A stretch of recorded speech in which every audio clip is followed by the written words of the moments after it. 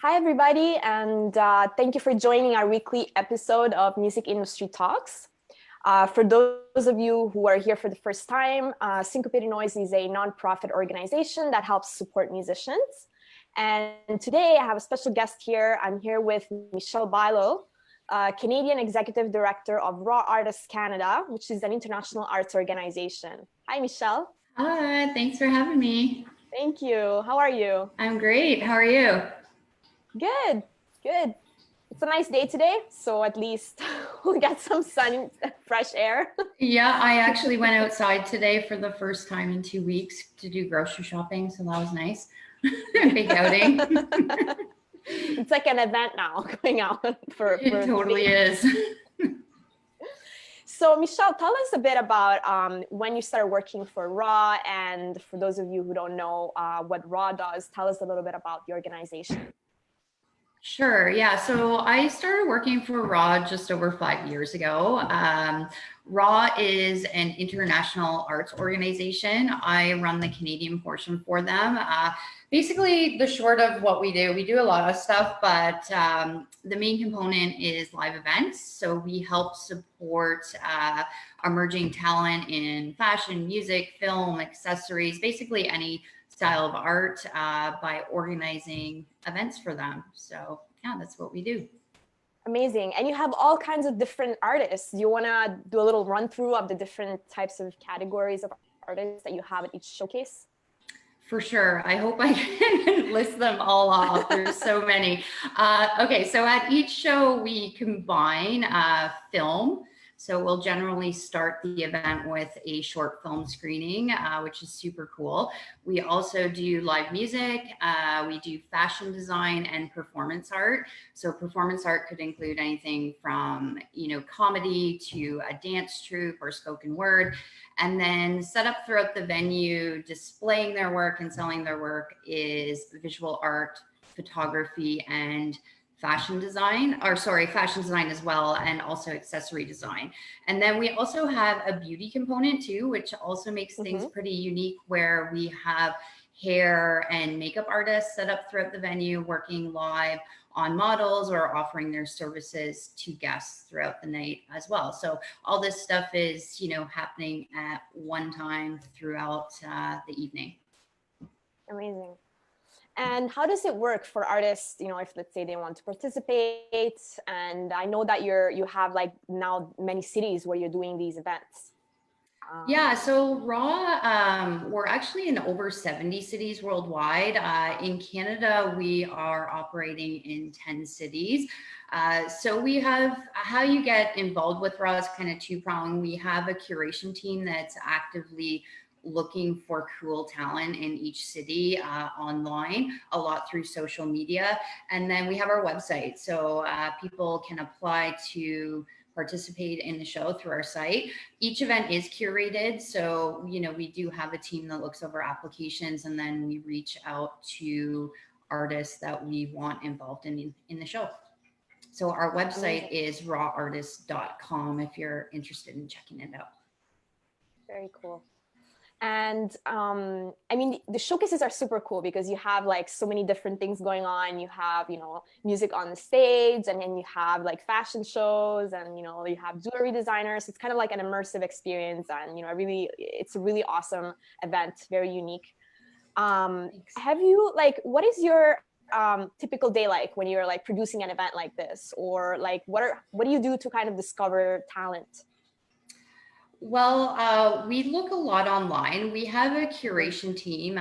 David Patty, located in Ottawa, is the head of our curation team. So we do have, certain ways that we find people. We use as a search tool Instagram quite a bit. So we'll look up hashtags for each city, Montreal artist or Montreal dancer, and we'll go through their Instagram pages and find out a bit about them, find out if we think that they're a good fit for the show, and then reach out to them. So I'm not so much involved in the curation aspect now. That's David and others. So yeah, they're kind of in charge of that now. I do the front end of the show. So I'm taking care of the production leading up to the show. So after the curation team is done, I take care of that and am actually at the show. So yeah, our curation team does a great job in finding really cool talent. It's amazing to see just how much talent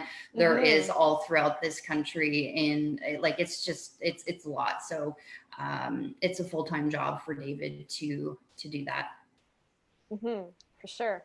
And then the artists themselves, do you have any like advice for them, you know, to just kind of be discovered, you know, and what do you look for when, let's say they're, what would you advise them to make sure that they, you know, they're relevant, that, you know, when you look at their social media pages, you know, it makes somebody like a curator or an artist talent recruiter to what are they looking for, you know, when they look at the social media pages or websites? Yeah, that's an awesome question, actually, because we do come across a lot of social media pages that either have no contact information. It's like next to impossible to contact them unless you're doing it through Instagram, which can be difficult. It goes to a weird folder. So having all of your contact information on there readily available is amazing. You want people to be able to contact you. So that's a really good tip. Also doing daily posts or, you know, bi-daily posts, keeping relevant, showing that you're actively working on your craft. If we go to an Instagram page that has amazing paintings and, you know, they haven't posted in 3 years, maybe they're not painting anymore. So we'll do, you know, we'll do even more research. We'll try to find websites and other social media channels to really get a good feel of what the artist is about. But just keeping all of your social media channels relevant and up to date really shows that you are actively pursuing your career and you're taking your craft really seriously. For sure. And a little bit about you. I mean, you started, you're into fashion, you're a musician. So tell us a bit about yourself. Okay. Wasn't expecting that question, but all right. So I got involved in the arts. I guess I started with music. I was in a band and, you know, we did shows and tours, little tours and stuff. And then from there, I opened up an art gallery in Toronto. So that really got me involved in the visual art scene. And I really, really loved working with visual artists. And then from there, I got involved with RAW. I also, in my spare time, do fashion design. I'm working on a new fashion line right now, actually, that I'm really excited to launch hopefully at the end of the summer. And I passively work on music too. It's a passion of mine, and it's something that, you know, I'd rather do than say watching TV.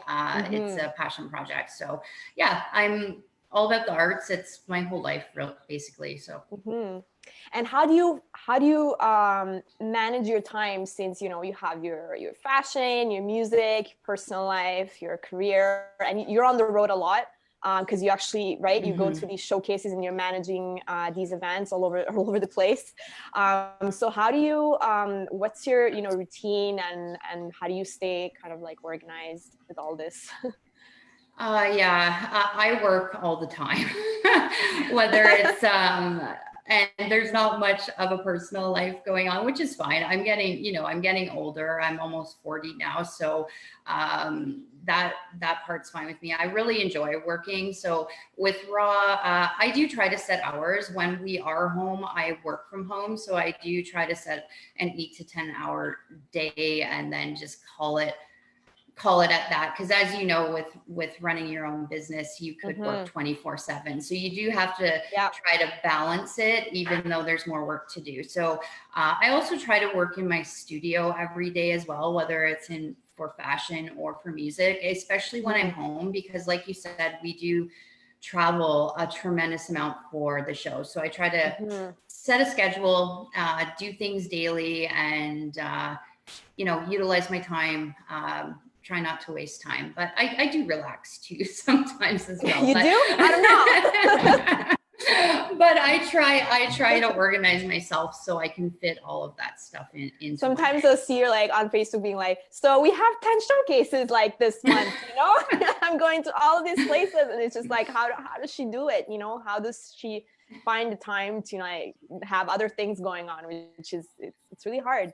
And I Yeah, think it's a lot of hard. entrepreneurs, yeah, a lot of entrepreneurs I'm sure struggle with that. I know I struggle with that because it's like you pretty much end up working, like you could work pretty much 20 hours a day if you don't give yourself like a limit to say, Yeah, okay. I think it's important to give yourself a limit, because otherwise you'll just burn out. And I've definitely been there. So I try to set hours the best that I can. And with the planning of our shows, we try now to plan them so we could go from one city to the next city and then home. So it's not as much flying back and forth. For instance, Montreal, we were doing Tuesday, Wednesday, and then we'd go from Montreal to Ottawa on a Friday show. So just, being a little bit smarter with the planning of the shows has been really helpful, and having us have more time at home and working regular hours than on the road. And the shows are like year round, right? Yeah, so our big cities, we basically, like Montreal, Toronto, Vancouver, we'll do for a year. So we're on a quarterly schedule. Some of the smaller cities, we might do 2 year or even 1 year. So yeah, they're happening every month of the year. Yeah. Crazy. And then you have some shows where you have like multiple dates, and others where you have like bigger venues. So how do you usually, is there some markets where you have like just so many artists and so much talent that you have to do like multiple dates? Yeah, Toronto is a really great example of that. We started, we did them at the Mod Club. The Mod Club, we absolutely love the venue. However, nice venue. Yeah, it's an awesome venue. Their sound system, lighting, like everyone who works there, it's just a wicked place. We really love working there. So it started to become a bit too small for our shows. So we expanded it to a 2-day event. And it took a while to grow into the 2-day event. And now we're at a 3-day event. So we've kept going. And it's different artists on each night too. So it's really like 3 different shows. However, it is technically 1 show. So that's a great example. Montreal, we are also doing a 2-day event. Rialto, we've moved over to Les Salon. We were supposed to do a show there, but we don't know when that's going to be. We have to keep postponing it, but we're looking forward to the new venue in Montreal. That will be a 1-day show though, because it's a really large venue. Yeah, that's awesome. Super cool.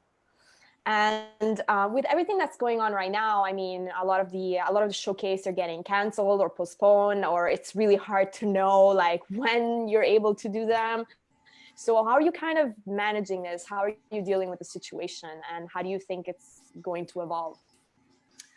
How it's going to evolve, I really have no idea. I mean, things are changing so rapidly daily, really, with what's going on with the virus.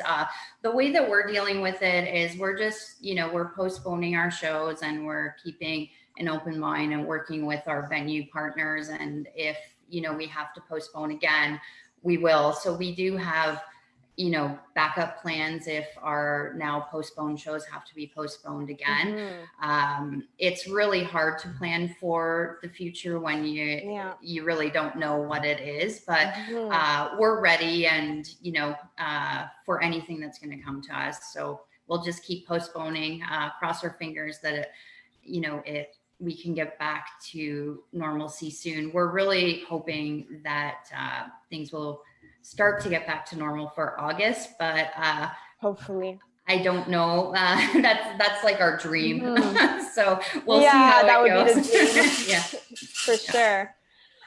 Even though this has been, going on, and it's been, the events have been on hold, you guys have been like really busy with this really awesome initiative, the Making Masks initiative. So tell us a little bit about that and how you've been kind of involving the artists in this.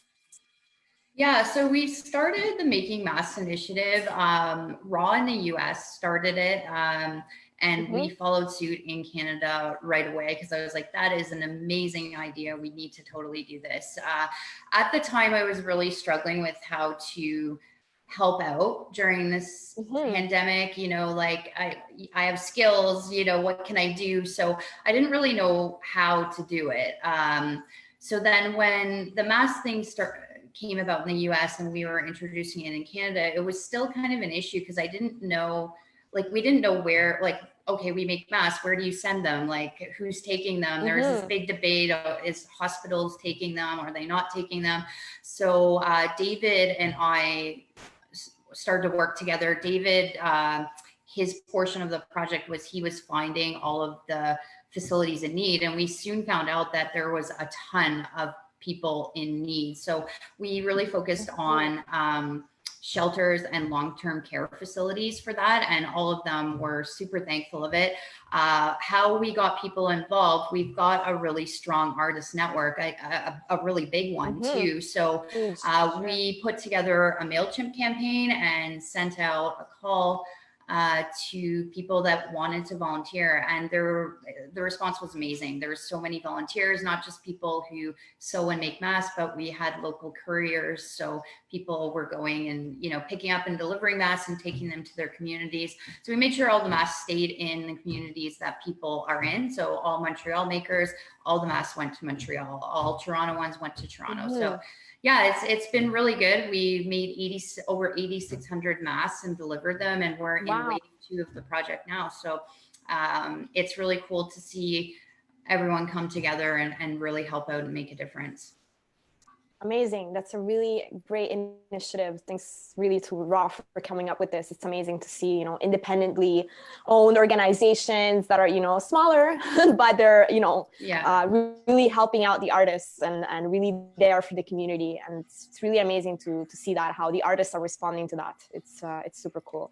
Yeah, it is cool because with the mask stuff too, the artists who are making the masks, it's all their own materials and all their own time. And then the people who are doing the deliveries, you know, it's their car, it's their gas, it's their time. So everyone was volunteering to do this. It was really neat to see. And like I said, we're doing wave 2 now, so it hasn't stopped yet. We're still making masks. That's amazing. That's amazing. And in terms of, you know, like promoting the initiative, like, is there, I know you've been doing like some interviews about it and on social media, like where can people see, you know, if they want to be part of this, if they want to help out? Yeah, so if you're in Canada, the easiest way to do it would be to go to our Facebook page. If you're a maker who wants to help out and make masks, there is a maker form to fill out. If you're a courier that wants to help by delivering masks to your community, there's a courier form.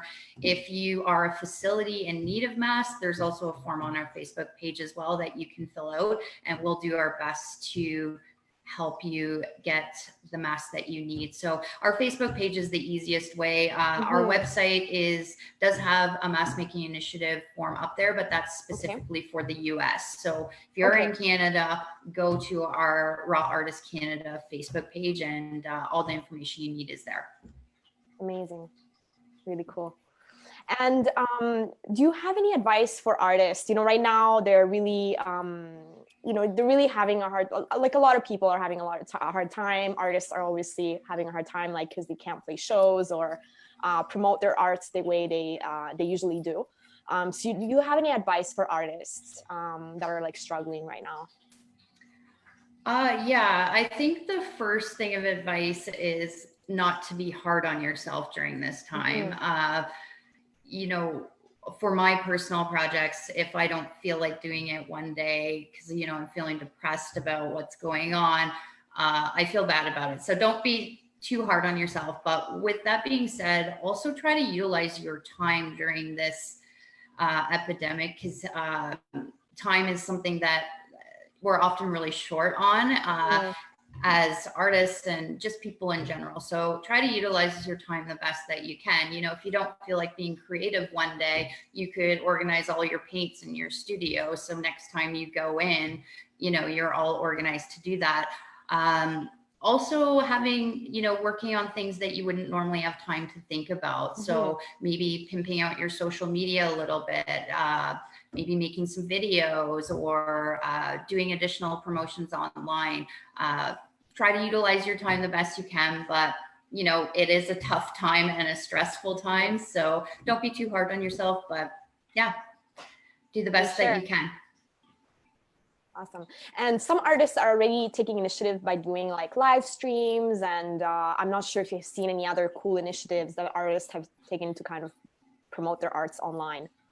Well, I was telling you about the Ableton one, which I think is pretty cool. That's just came across my radar. So I use Ableton to make music, and they're doing a loop making thing tomorrow where it's over 3 days where you can sign in. They'll give you all the loops and your material, and they'll tell you what to do. And then a whole bunch of people are going to be, you know, making stuff and then sharing. So I thought that was pretty cool. You know, like if this wasn't happening, would they have done that? Probably not. And would we be talking right now if, you know, if this wasn't happening? Probably not. So it's really neat to see different companies and also individuals and artists, how everyone is kind of adapting to the new environment that we're in. And I think you're going to see some really creative and cool things come out over the next couple months, because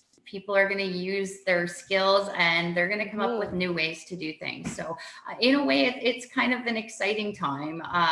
Obviously, it's really hard on us in the entertainment industry and anyone in general, but I do think it is going to spur on some creativity in our industries for sure.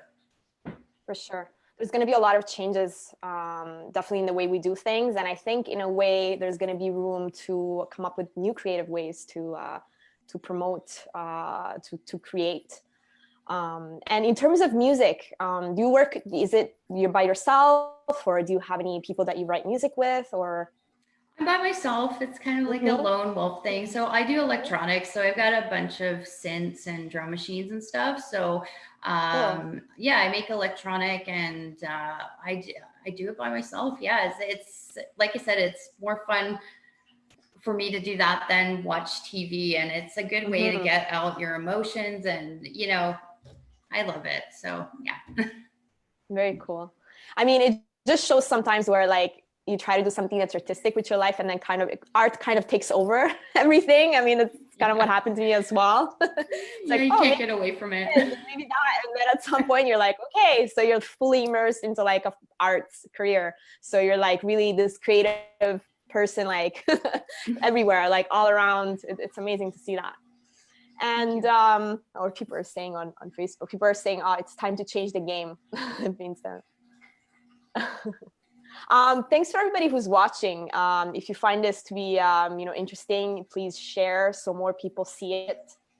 Yeah, it's really cool to see that, building the community.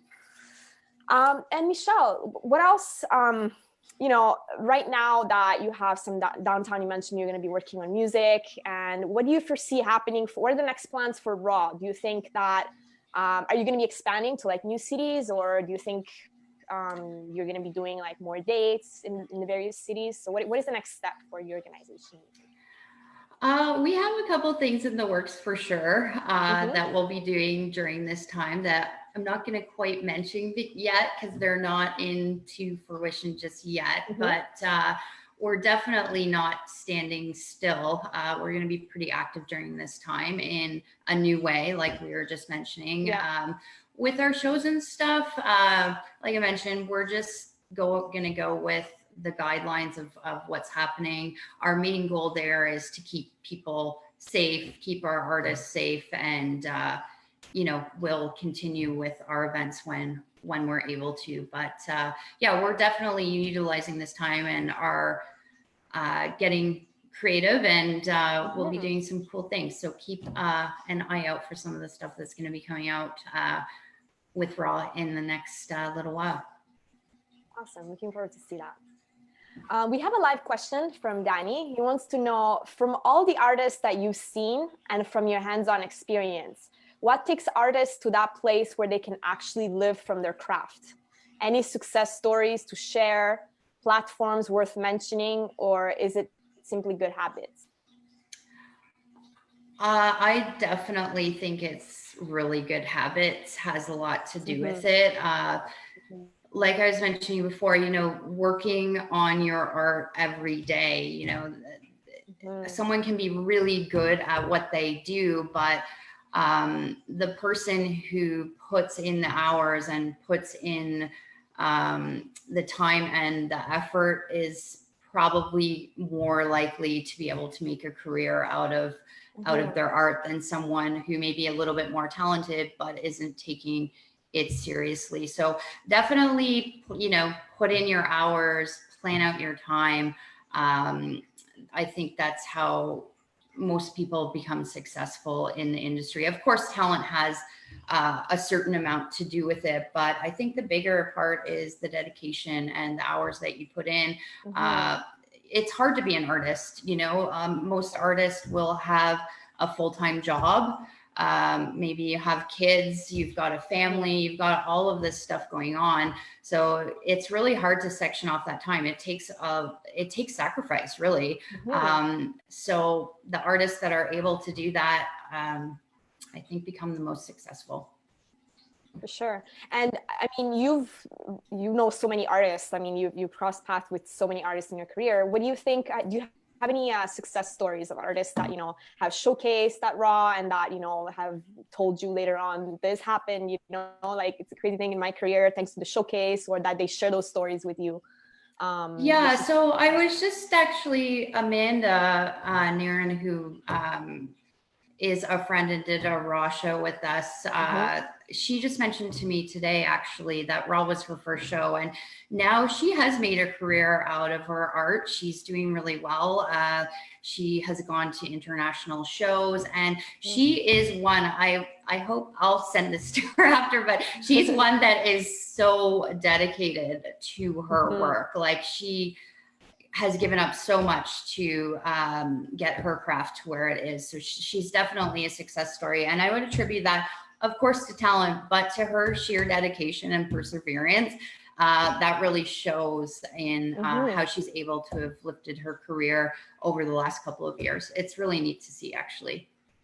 For sure. And you're able to see a lot of artists kind of their experience when you talk to them about when you book them the first time at a raw showcase, and then kind of see their progress, right? And sometimes do they ever like come back to showcase again at the raw events, or do they get to like go to different cities? Yeah, totally. About the first part of the question, I love that part of my job is seeing the musician or the visual artist, it's their first show and they're getting that recognition. People are clapping, people are buying their work. It is the most amazing feeling to see that, because you can just feel it in them, like how important that is to them and to their career, and to giving them the recognition that maybe they haven't gotten yet in their craft. The other part of the question, we have a tour incentive program with Raw where once you do your first show with us in your home city, you can go to another city that we're located in, and you can pick whatever one you want. You could go to the US, Australia, or Mexico as well. We don't pay for the travel, so the artist does have to get themselves to the location. But yeah, we've had artists that have toured around with us.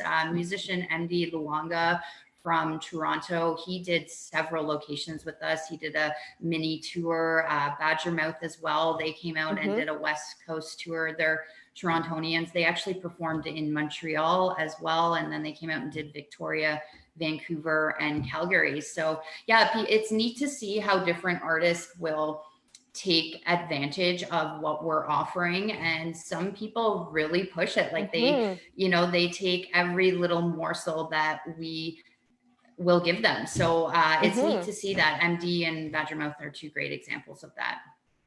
Very cool. And when artists prepare for like a raw showcase, do they, I mean, there's quite a bit of work involved, right? They have to actually think about, curate their space, or, prepare the artwork. Do you have any advice for artists? What do you see as like some of their challenges when they're preparing for a showcase, and what can you advise for artists that are showcasing at the events? Yeah, so for visual art and photography, the first thing is you're not doing it in an art gallery. So that brings about its own challenges that are easily overcome. But like, you're not going to have perfect lighting. You're not going to have white walls. It's, you know, it's in a nightclub basically. Yeah. So we do give tips on how to deal with this. We provide them with lighting. So we do provide lighting, so they will be light up. It's not going to be art gallery lit, but it will be lit up. And we provide them with a fencing panel too. So they know their space beforehand.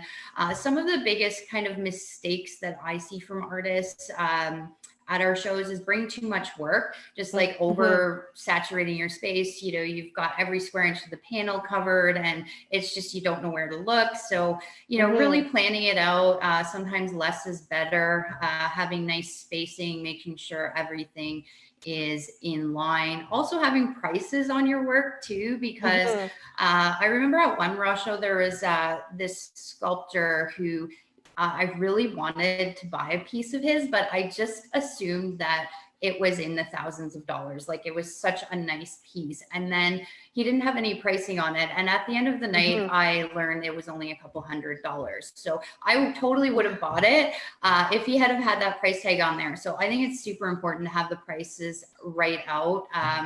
Also having a good range of things to purchase. So having your, you know, big items that are expensive, your original pieces, and then having prints there as well, maybe buttons, bags, something in the lower price range that if someone can't afford your original painting of 1,500, you know, they could buy something little that's maybe $20 or $30. So having a good price range at our shows is a really good sales tactic. Very cool. And speaking about sales tactics, in terms of these events are good opportunities for artists to like network and meet people. So from a networking perspective, what advice would you give to artists? I mean, obviously they're going to be, you know, at their own space, but, you know, for instance, like, you know, having business cards or having, you know, what advice do you give them in terms of like preparing to network? Yeah, business cards for sure, 100%. The return business will come back to you. If people like something of yours, you definitely want them, for one, to know who you are. So having a business card there, having your social media listed easily, they can just snap a photo of it, or they can even just add you on their phone right there on your social media. Also having an assistant there as well. So you could have, you know, if your booth is really busy and you're talking to someone, there might be someone else at your booth that wants to buy something, but they don't have the patience to wait for your conversation. So having someone there to like kind of field the busyness of your booth is highly, highly recommended at the shows, just so you have enough time to actually engage people. Also making sure that you have something interactive too. So you could have like a raffle or a draw or something, or you could have a canvas out where people are drawing something on it, or you could be doing your own live painting that you can auction off at the end of the night. It's, you know, not your typical art gallery show. So you can kind of think outside of the box like that, where you can get people engaged in what you're doing at our shows. For sure. And also in terms of production, I mean, it's a pretty complex event. You have like so many things and so many moving pieces. So what's that like for you, kind of putting an event like that together in terms of like production design, as well as, you know, working with the venues who might not necessarily understand or be used to putting together an event like this? Yeah, so at first it was, my first raw show was insanely stressful that I did. It is a lot. So we bring in, you know, we curate the show. So we bring in fencing panels for people to hang their work on. So we have to do floor plans, make sure everything can fit. There's also, you know, sound check schedules, production schedules. We've got, you know, different videos for live performers and stuff like that. So there's, you know, there is a lot to get together. I've done so many shows now, it's like second nature. So you kind of forget about just how complex it is. But, you know, Terrence is the director of operations. So we do our shows together. So we've got a really good system going on now. But yeah, at first it was definitely a bit daunting at first. And as you work with venues, you know, with the Mod Club, we've been there for years. So I know what floor plan will work at the Mod Club. When we move to a new venue, that initial stress comes over you again, because you're unsure whether the floor plan is actually going to work perfectly or not. When we're booking venues, if we're booking a venue in Montreal, I live outside of Toronto, so I don't always get to go see the venue before we book them. So it's a lot to get together, but we've got a really good system going on just from working out the kinks for years. So we've worked out a lot of kinks, but we're, continually learning and trying to upgrade and do things better as well. For sure. And how many artists do you usually have at each showcase? It really depends on the city, but the average would be in around 60 artists. Wow. For the Toronto 3-day one, we're well over 100, but for a 1-day show, 40 to 60 artists. That includes people on the stage and all of the visual artists film. That's everyone. That's a lot of people to manage. Yeah. And for you, like, what are some of the main, what are some of the most like challenging parts of like, the production and the whole like managing this kind of event or managing people? And you're dealing with artists, so they're not always the easiest to we are not always the easiest to work with. I love dealing with artists. I'm a weird artist myself, so I get it. I think the most challenging thing is just, things go wrong at the shows. There's, I don't think I've ever done a show where something hasn't gone wrong, but it's all in how you deal with it. So, just dealing with those things that go wrong throughout the night. Probably most people don't even notice them, only you and maybe your production team, but there's things constantly going wrong at events. So just dealing with those and being on your feet is, I think, the most challenging. It's something that I've become a lot better at, but when you do your first show, your first production, it seems like the end of the world and you're stressed, but it's really not the end of the world. You just have to deal with it and move on to the next problem that's going to happen. So. For sure. And in terms of background, I mean, did you ever study like event production? Did you ever study like marketing, or how did you learn? I studied philosophy. Wow, you studied philosophy. Wow. Yeah, I've been doing events for a long time with different partners before that. So events, I've been doing it a long time. I haven't gone to school for marketing, but I'm continually learning on that end as well. Awesome. Very cool. It's an interesting path. How you go from one thing and sometimes life brings you to like something totally different. It was definitely a weird path. There was no jobs in philosophy, so I had to take a different path. Amazing. And Michelle, in terms of, like entertainment professionals and event professionals are going through a difficult time right now, do you have any advice for them from like a business standpoint? Anyone that's in the entertainment industry right now that's watching, do you have any advice for them? Remain calm. I guess, same thing with the artists, is there's different ways that we can continue during this time. It's just finding that idea, finding that way to do it. So, utilize the time, and, whether it's, we're working on trying to pimp out our YouTube channel a little bit more. So we haven't really had time to do that. So we're doing like playlists and working on some new material and stuff like that. So just trying out different things. Yeah, try different things. I mean, you're doing these great webinars. That's an awesome way to keep things going and keep people connected. So just get creative. Awesome. Thank you. Thank you, Michelle. I really appreciate the talk. Thank you for sharing this. And for people that are watching, once again, if there's any artists that want to contribute to the Making Masks initiative, the information is on the Raw Artists Canada Facebook page. You can also visit their website. What is the website URL again? rawartist.com. Perfect. So check out their events. They're really awesome. And hopefully they'll be coming to a city near you in the near future when we're allowed to do events again. I know. I cross your fingers. soon. Stay strong, everyone. And thanks for having me, Alyssa. I really appreciate it. Thank you. Thank you so much. And thank you to themusicbusinessschool.com for sponsoring the event. Thanks for everyone who's been watching. Ourselves, we're also doing a crowdfunding campaign to continue bringing, free events and continue to support the business entertainment professionals as well as the musicians. So we're in this together. We'll make sure to, stay strong and power through this. Things will get better. And make sure to follow the social media pages, Raw Artists Canada and Sincop8ed Noize, and keep an eye out for our weekly music industry talks. Thank you, Michelle. Thank you. Thank you, Bye. everyone. Thanks. Bye. Bye.